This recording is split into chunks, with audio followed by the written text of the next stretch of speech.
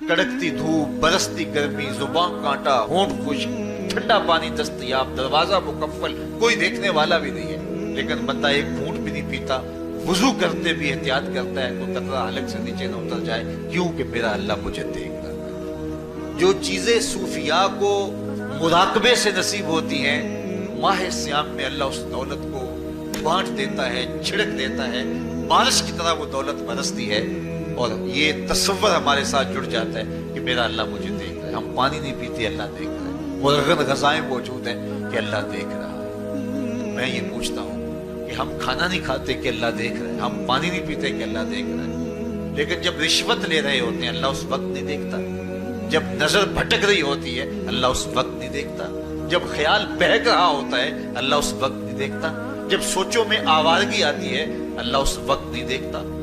تو یہ صرف وہ کھانے اور پینے کو ہی دیکھ رہا ہے، باقی امور زندگی کو نہیں دیکھ رہا، اور وہ کیا صرف رمضان میں دیکھتا ہے، غیر رمضان میں نہیں دیکھتا۔ تو یہ جو نور اترا تھا ماہ سیام میں، اس کو اپنے اندر اگر جذب کر لیا جائے تو زندگی سنور جاتی ہے۔ جو مراقبوں سے حاصل ہوتا تھا ماہ سیام میں، وہ میںہ کی طرح برسا، اور ہم اس کے اپنے اندر سمولیں، جذب کر لیں، تو نتیجہ یہ ہوگا کہ ہماری زندگی نور نہ لادور ہو جائے گی۔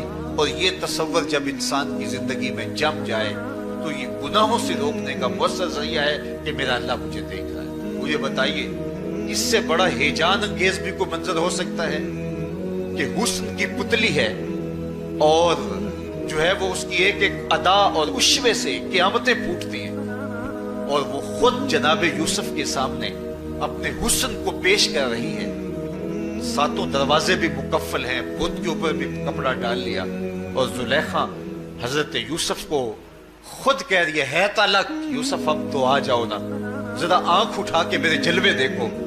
لیکن جناب یوسف کیا بولتے ہیں؟ قال معاذ اللہ، میں اللہ کی پناہ میں آتا ہوں۔ کہا تو 7 دروازے بند کر کے لوگوں کی نظروں سے چھپ گئی، اور موٹا کھیس ڈال کے اپنے زوم میں اپنے جھوٹے خدا سے بھی شرم کرتی ہے اور اس سے چھپ گئی، میں اس خدا سے حیا کیوں نہ کروں جو 7ویں کوٹری میں بھی دیکھ رہا ہے۔ پھر اتنی روشنیاں برسی، اتنا یقین برسا کہ گناہ کیا، گناہ کا تصور بھی محال ہو گیا۔ تو مجھے بتائیے کتنا ہیجان انگیز منظر تھا جب حسن قدموں میں بچھنے کے لیے خود بے تاب تھا، اور حضرت یوسف جوان رانا ہے، جوانی اور شباب پورے پاکپن پہ ہے، اور ادھر حسن مچل مچل کے قدموں میں بچھ رہا ہے، لیکن یہ جذبہ کہ میرا اللہ مجھے دیکھ رہا ہے ایسی رکاوٹ بنتا ہے۔ قال معاذ اللہ، کہا میں اللہ کی پناہ میں آتا ہوں۔ تو یہ یقین جب بندے کے ساتھ جڑ جاتا ہے کہ میرا اللہ مجھے دیکھ رہا ہے، تو پھر انسان کے لیے گناہ سے بچنا کوئی مشکل نہیں ہوتا۔ گھر میں فاقے ہوں، مشکل میں بندہ پھنسا ہو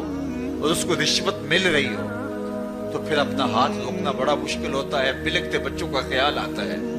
لیکن جب یہ خیال ہو کہ میرا رب میرا رازق ہے اور میرے اس عمل کو دیکھ رہا ہے، تو پھر بندہ اس کو پرے کا کی حیثیت میں نہیں دیتا، اور جب وہ پاؤں کی ٹھوکر پہ بھی نہ رکھے تو پھر اللہ فرماتا ہے وَيَرْزُقْهُ مِنْ حَيْثُ لَا يَحْتَسِبُ، تو یہ کر کے دیکھ میں تجھے وہاں سے رزق دوں گا جہاں سے تجھے گمان بھی نہیں ہوگا۔ تو اپنے یقین کو کھڑا کر کے دیکھ، میرے اوپر اعتماد کر کے دیکھ۔ میرے حضور نے فرمایا اللہ پر توکل کرنے کا جو حق ہے اگر تم ادا کرو، وہ تمہیں ایسے رزق دے جیسے پرندوں کو عطا کرتا ہے۔ صبح گھر سے نکلتے ہیں خالی پیٹ ہوتے ہیں، ہمیں تو پتہ ہے دفتر میں جانا ہے، ہمیں تو پتہ ہے دکان پہ جانا ہے، ہمیں تو پتہ ہے فیکٹری میں جانا ہے، ہمیں تو پتہ ہے کہ ہم نے فلاں جگہ جا کے دہاڑی لگانی، لیکن ان کا کوئی کاروبار نہیں ہوتا، کوئی فیکٹری نہیں ہوتی۔ جدھر جی آیا صبح جو ہے وہ اڑان بھر دی، بند توکل پنچھی اڑتے، خرچ نہ پلے زیرہ ہو، نہ کوئی راز ہے نہ کوئی کاروبار ہے۔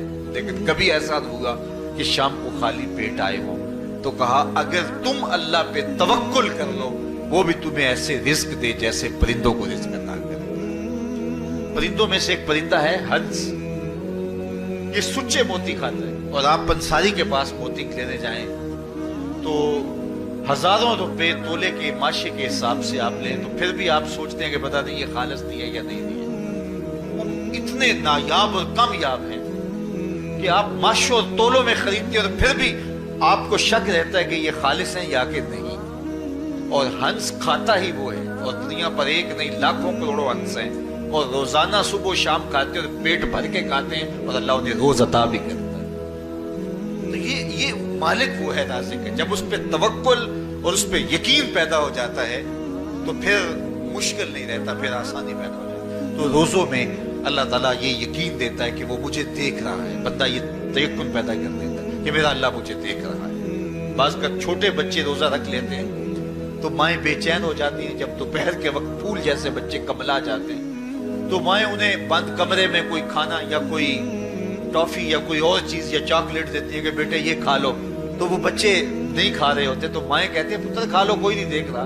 तो वो बच्चे भी कहते हैं अल्लाह देख रहा है। तो वो जो सूफिया को मुराकबों से मिलता है वो एक बच्चे को भी नसीब हो रहा है कि मेरा अल्लाह मुझे देगा। यहाँ एक और भी तसल्ली है, हम हजार गुनाहगार सही, हम हजार स्याहकार सही, लेकिन हमारा रब पे कितना यकीन है रमजान में पता चलता है कि उस जात पे हमारा कितना तयक्कुन है, कितना यकीन है, जिसको देखा नहीं, छुआ नहीं, बात नहीं हुई, जो तसव्वुर ख्याल की हुदूद से बना है।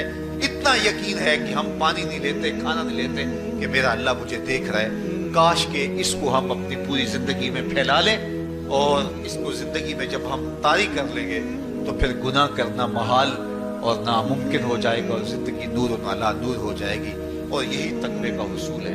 फरमाया ऐ ईमान वालो, तुम्हारे ऊपर रोजे फर्ज कर दिए गए जिस तरह तुमसे पहलों पे फर्ज किए गए थे, लअल्लकुम तत्तकून, ताकि तुम मुत्तकी बन जाओ, ताकि तुम परहेजगार बन जाओ। हजरत सलमान फारसी रज़ी अल्लाह तआला अन्हु से मरवी है कि जब शाबान की 29 तारीख होती तो अल्लाह के महबूब में खुतबा इरशाद फरमाती, उसमें रमजानुल मुबारक के फजाइल बयान करते और कहते हैं तुम्हारे पास एक शहर अजीम, इज्जत और अजमत वाला महीना आ रहा है जिसका हर दिन बाकी साल के दिनों से अफजल है, जिसकी हर रात बाकी साल की रातों से अफजल है, और उसमें एक रात ऐसी है लैलतुल कदर जो 1000 महीने से बेहतर। तो ये अल्लाह ताला की रहमतों का रूप है, रहमतों के दरवाजे खोल दिए जाते हैं। और रोजादार का रोजा बिलखुसूस असर के वक्त, शाम के वक्त, पिछले पहर, रोजादार के खाली वेदे से जो एक बू उठती है, महक उठती है, अल्लाह को कस्तूरी से भी ज्यादा महबूब होती है। अल्लाह अकबर। और फरमाया लिस्साए में फरहतान, फरहतुन इंदा फित्रही व फरहतुन इंदा लिकाए रब्बे। रोजादार के लिए दो खुशियां हैं। एक खुशी उसे तब मिलती है जब वो रोजा खोलता है, सारे दिन की भूख और प्यास काट के, जब शाम को ठंडा और मीठा मशरूब उसे मिलता है और वो मशरूब अपने जो है वो मुंह में डालता है, वो मैदे की तरफ उतरता है, तो उसकी जुबान बोले ना बोले उसका एक एक अंग अल्लाह की तस्बीह बोल रहा होता है और अल्लाह का शुक्र अदा कर रहा होता है। उस वक्त उसे एक अजीब फरहत होती है कि इतना तवील लंबा रोजा था, शुक्र है कि मेरा रोजा तकमील को पहुंचा। एक रूहानी मुसर्रत, फिर रोजा खुलने के वक्त उसको बदनी मुसर्रत। तो एक फरमाया उसको फरहत तब मिलती है जब वो रोजा खोलता है, वह फरहतुन इंदा लिकाए रब्बे, और दूसरी फरहत उसे तब मिलेगी जब रोजे के सिले में अल्लाह अपने रुख से पर्दा हटा देगी और अल्लाह अपना दीदार अता फरमाएगा। तो ये रोजेदार के लिए खुशियां हैं। खुश नसीब है वो लोग जो माह सियाम के रोजे पूरे खुशबू खुशू के साथ रखते हैं और इसकी बरकतों से माला माल होते हैं। वरना बाज लोग मैंने ऐसे भी देखे हैं वो छोटी छोटी बीमारियों का बहाना बना के रोजा तर्क कर देते हैं और उन्हें हौसला ही नहीं पड़ता रोजा रखने का, क्योंकि असौमो निस्फ सब्र, रोजा आधा सब्र है। मैं समझता हूँ, मैं शुगर का मरीज हूँ और 4 से 5 घंटे अगर मुझे कुछ खाने को ना मिले तो मेरी तबीयत में ऐसा इस्तराब और बेचैनी पैदा हो जाती है कि मैं घर वालों से उलझने की कैफियत में भी आ जाता हूँ। लेकिन माह सियाम में 20 घंटे भी काट लेता हूँ, लेकिन मेरी तबीयत पे कोई बोझ इसलिए नहीं होता कि मैं अल्लाह की रिज़ा को अपने जहन के एक एक गोशे में रखे हुए होता हूँ। तो ये आधा सब्र है, ये सब्र सिखाता है। और फिर रोजे से जब हम भूख काटते हैं तो गुरबा मसाकीन, वो लोग जो बेचारे भूख और प्यास काट के जिंदगी गुजारते हैं, उनका भी हमें ख्याल आता है कि हमें तो अपने इख्तियार से चंद लम्हों के लिए भूख काटनी पड़ी तो इसकी कुल्फत और इसकी अजियत इतनी है। तो जो शख्स मजबूरी की वजह से काटते हैं और उनके बिलकते बच्चे उनके सामने होते हैं تو پھر ان کا عالم کیا ہوگا. تو اس سے پھر صدقہ اور خیرات کا ماحول پیدا ہوتا ہے اور ہم غربا کو اپنے ساتھ خوشیوں میں شریک کرتے ہیں. اب سوال یہ ہے، کیا تقویٰ بھوک اور پیاس سے حاصل ہوتا ہے؟ پیاس کاٹنے سے، بھوک کاٹنے سے کیا تقویٰ نصیب ہو جاتا ہے؟ صبح سے لے کر شام تک روزہ رکھنے کی تلقین کی گئی. یہاں ناروے میں اور مختلف ممالک کے اندر 20 گھنٹے کا روزہ ہے اور ہمارے بھی یہاں 16-17 گھنٹے مسلسل شدت کی گرمی میں بھوک اور پیاس کاٹنا ہوتی ہے.